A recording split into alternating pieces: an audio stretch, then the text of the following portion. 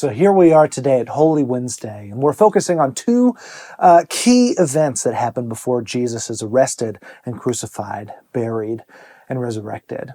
And we can find these in Matthew chapter 26. And the first is when Jesus is anointed at Bethany. Jesus and his disciples are at the home of Simon the leper, having dinner. And a woman comes in with perfume to anoint Jesus. And in the book of John, this woman is identified as Mary, the sister of Lazarus, who Jesus has raised from the dead. And she comes in and she pours this perfume, anoints Jesus with this perfume. And this perfume was worth a whole year's wages in that time. And his disciples see this and they say, we could have sold that perfume and used it to give to the poor. And Jesus' response to them is so interesting and important. Jesus says that you'll have the poor with you everywhere you go, but you won't always have me here.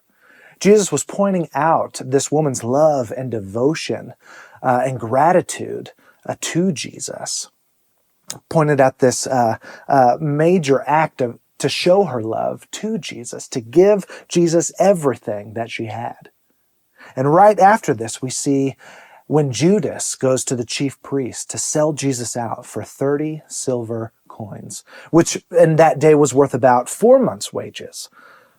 And we see Judas, who had been with Jesus all this time, who had come to see these miracles, to know who Jesus was, to see that love of Christ, and still to reject him, to sell him out, to give him up for his own gain.